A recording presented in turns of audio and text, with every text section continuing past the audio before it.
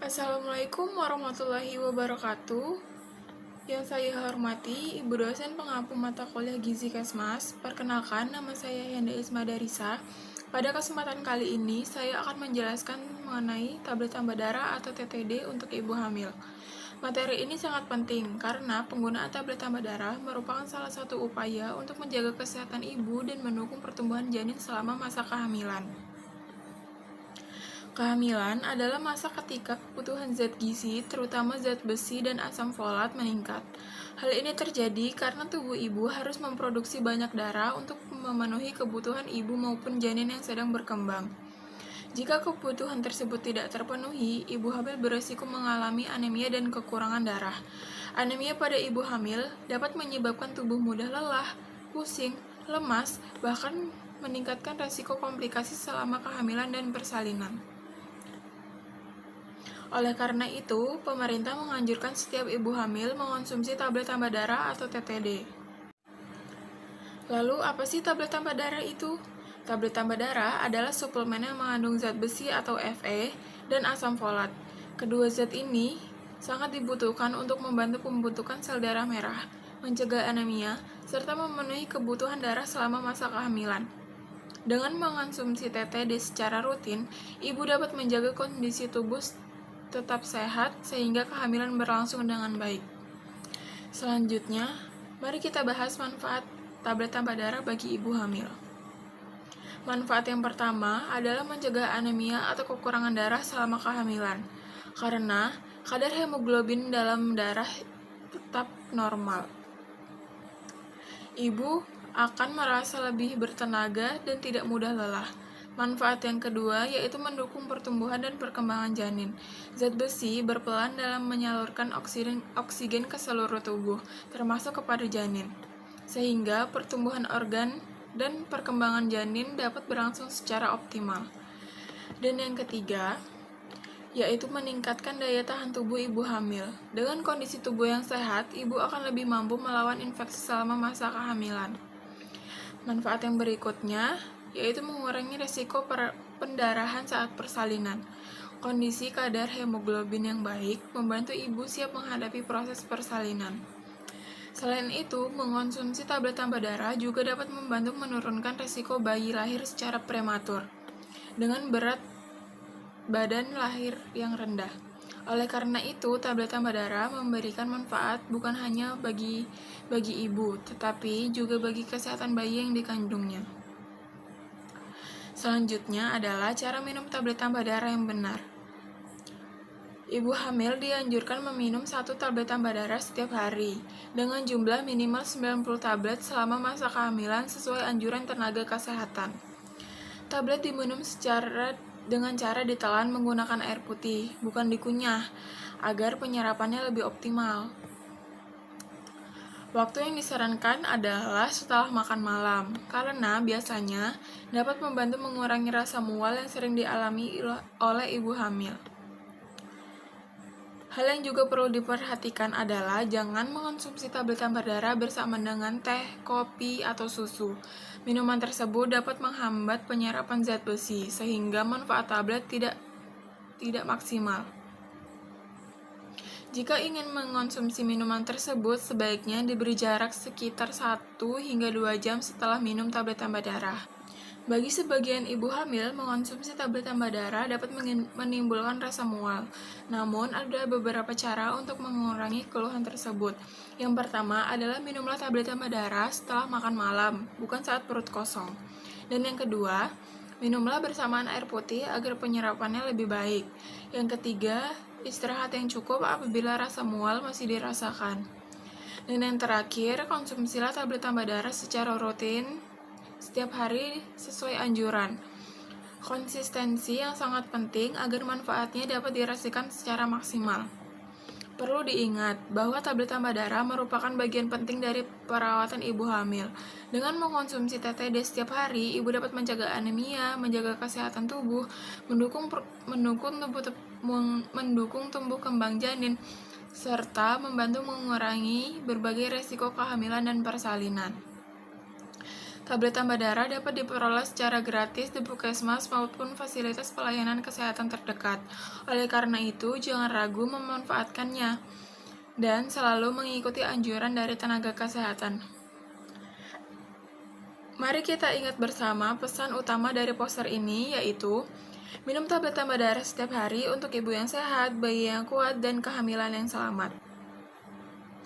Materi yang selanjutnya mengenai capaian intervensi spesifik dan sensitif bidang kesehatan untuk pencegahan dan percepatan penurunan stunting triwulan 1 tahun 2026.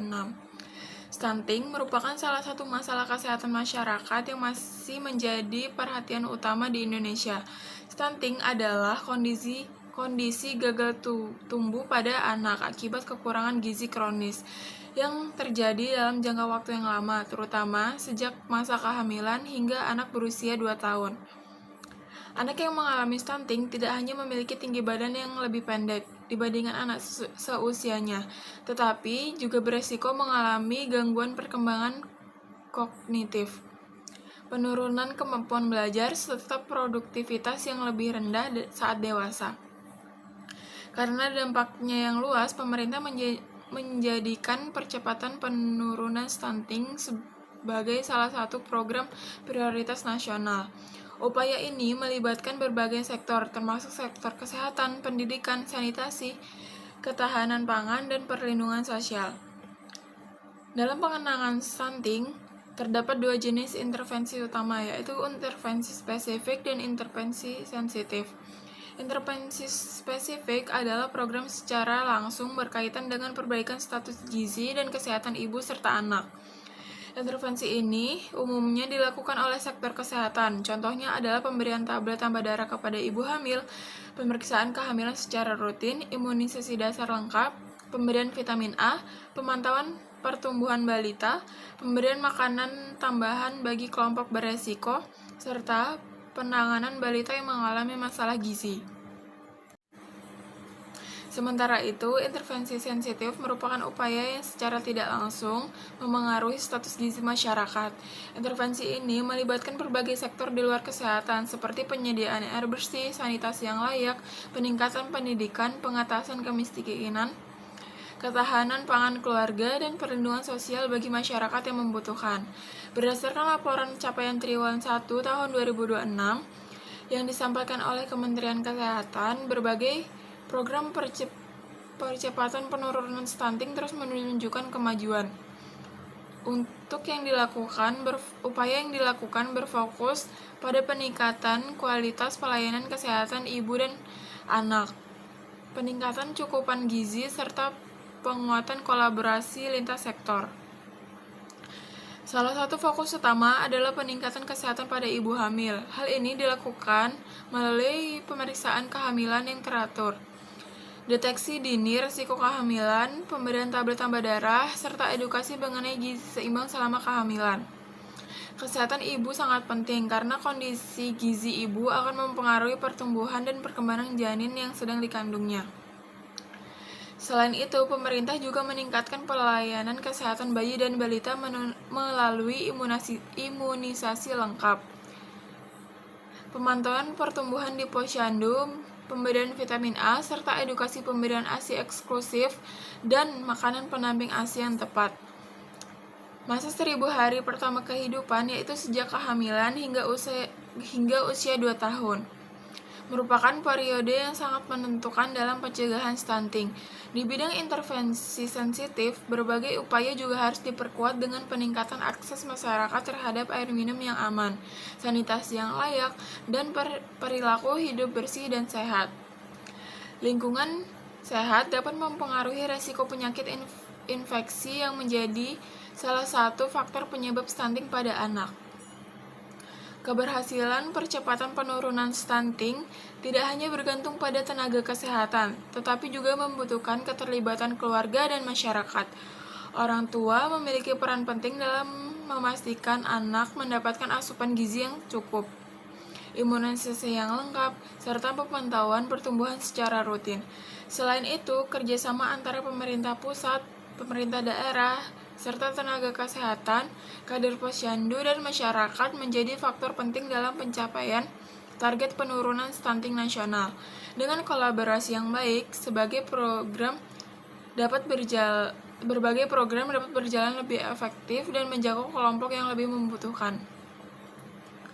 Sebagai kesimpulan, capaian intervensi spesifik dan sensitif di bidang kesehatan pada triwulan 1 tahun 2026 menunjukkan komitmen yang sangat kuat dalam upaya mempercepat penurunan stunting di Indonesia melalui peningkatan pelayanan kesehatan ibu dan anak, perbaikan gizi, penguatan sanitasi, serta kerjasama lintas sektor. Diharapkan angka stunting dapat terus menurun hingga terciptanya generasi Indonesia yang lebih sehat, cerdas, dan produktif di masa depan. Demikian materi yang dapat saya sampaikan, semoga bermanfaat dan dapat menambah pemahaman kita semua mengenai pentingnya pencegahan dan percepatan penurunan stunting. Terima kasih atas perhatiannya. Mohon maaf apabila ada salah kata dan kurang-kurangnya. Wassalamualaikum warahmatullahi wabarakatuh.